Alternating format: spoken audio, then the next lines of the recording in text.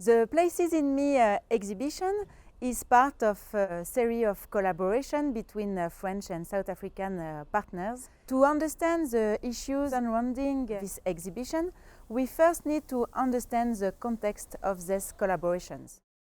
This exhibition is linked to a research project named COSMO-ART, which is a short way of saying the cosmopolitan approach as a new paradigm from rock art heritage management in Southern Africa. The COSMO-ART project involved more than 40 researchers and students from 17 scientific partners in Australia, France, Namibia and South Africa. This project is funded by the French Research Agency, and the main aim is to contribute to the renewal of heritage management.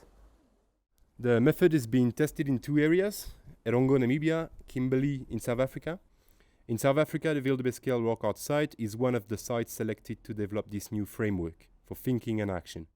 This site is unusual in that it has been heavily invested by scientists and then by political actors and museum institutions in developing tourism around rock art sites. In the early 2000s, the site was developed in such a way as to welcome visitors and generate local benefits for the communities living nearby. In fact, two communities live close to the rock art site, the Kwe and the Kroon, two San groups with a particular history of displacement. Originally from Angola and Namibia, the Kroon and the Kwe are two San groups that lived through the turmoil of the last decade of apartheid. During the War of Independence in Namibia, several thousand of them were conscripted into the South African Defence Force to fight the independence militias in Namibia. Having become pariahs in independent Namibia, those Kroon and Kwe found themselves in a difficult situation. The South African government offered them to relocate together, the majority accepting despite their distinct languages and internal disputes. Regardless of a worsening situation of intercommunal friction, the Kroon and the Kwe were accommodated together to share the daily life in an adjacent area of a refugee camp in Schmidtsdrift, some 90 kilometers away from here. A decade later, considering their precarious living conditions and the land claim process forcing them to leave Schmidtsdrift, land was purchased for them by the South African government. In 1999, Platfontein Farm, which includes the Wildebeskerel rock art site, was acquired by the Kroon and Kwe. In 2001, the construction of Exhibition Center in Wildebeskerel was based on the communities displaced nearby. After a promising start, the center failed to establish itself as a long-term sustainable tourism venture, with visitor numbers declining from year to year. Initially involved in the running of the center, with the training of local guides and the sale of local craft, the two communities appeared to be gradually losing interest in the site. Against this backdrop, and in view of the need to renew the way in which heritage is understood, the COSMO-ART project set out to analyze the different ways in which stakeholders relate to rock art sites. At the Wildebeskerel site, one of the objectives was to gather the views of young people from the San communities in order to understand their perception of rock art. This led to collaboration between these participants and our team on a more general question: what do they perceive as heritage? A protocol was put in place, the photo voice. In practical terms, young people from both communities took part in discussion workshops on what heritage means to them. These workshops were led by one of the project's researchers, Leila Barakini, who traveled to Platfontein several times during 2022. Then, equipped with cameras, the project was to document different aspects of their local environment that are important, relevant and interesting to them. Afterward, interviews conducted by Leila with the participants in 2022 made it possible to collect the author's point of view on their pictures. The reason why I decided to take that picture, it was interesting to me. And when it comes to us, the San people, we have a lot to say about the eland envelope, because it's the most important animal in our culture.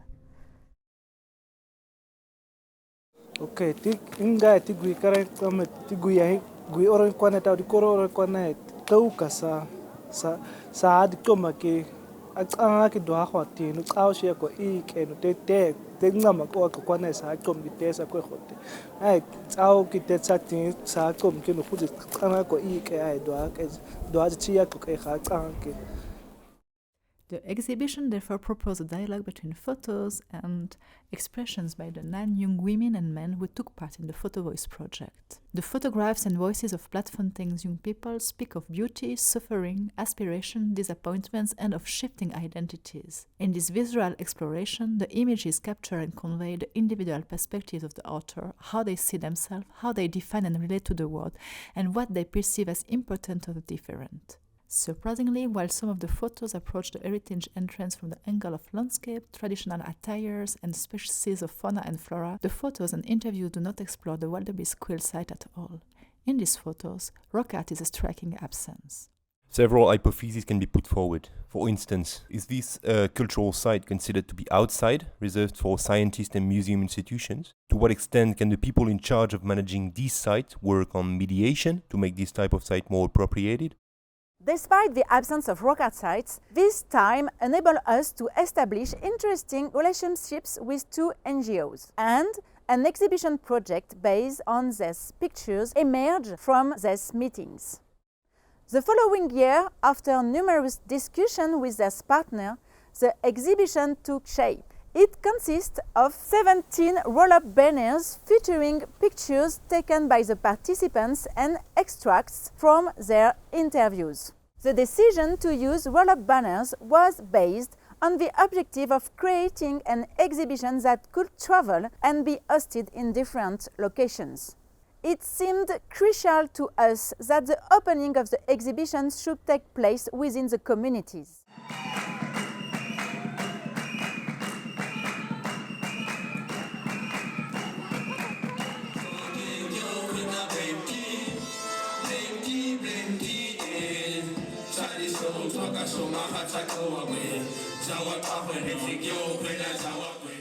It will then be moved to the Solplaki University premises.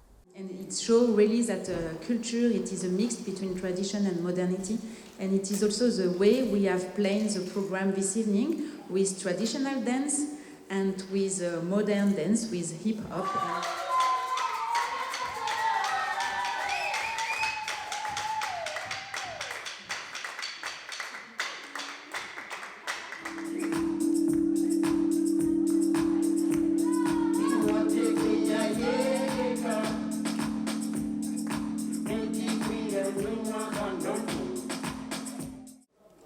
A special word of thanks to those who have made this event possible: the Solplaki University, SAN Community Development, Southern Africa SAN Development Organization, COSMO-ART, officials from the university and various organizations. Enjoy the evening further and the exhibition. Thank you. There are also plans to host the exhibition at the Humphrey Art Gallery in Kimberley and then at the Origin Center in Johannesburg. It was also decided to use English language on the rolled banner. However, to make the exhibition accessible to everyone, a booklet has been printed and can be downloaded online. In this booklet, all the texts have been translated and the exhibition is finally proposed in 5 languages: English, Kuntali, Kwedam, Afrikaans and Setswana. Also, an audio-video support allows to hear the excerpts in the 2 community languages.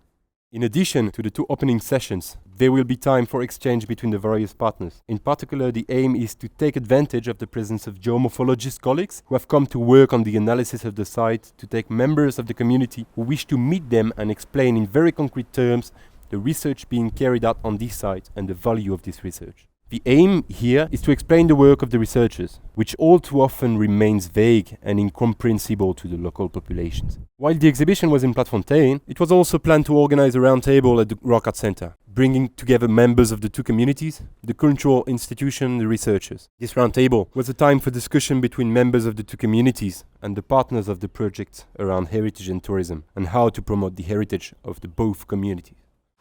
Our group has been very thankful for the exposure they have experienced today, and therefore, in conclusion, they would want this place to be expanded. They would want this place to be very inclusive in all works that is done here. Like we are doing is for our cultural attire to be displayed in the museum.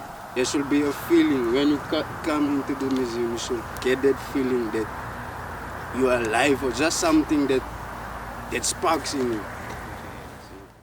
A question now arises. How can we continue to be involved in the communities? After the success of this exhibition, and then its transfer to other premises, it became clear to us that we couldn't just leave it like that.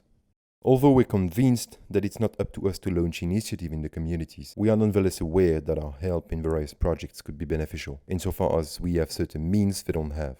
For the members of the COSMO-ART team, the coming years will therefore be a new opportunity to meet the people of Plateaufontein. There are still a number of bridges to be built, if we hope to overcome their tragic history. A bridge between two communities and a municipality, a bridge between youth and a university, a bridge between tradition and modernity, and on a broader spectrum, a bridge between worlds, with all the beauty and richness of these interactions, and the completeness of our respective horizons.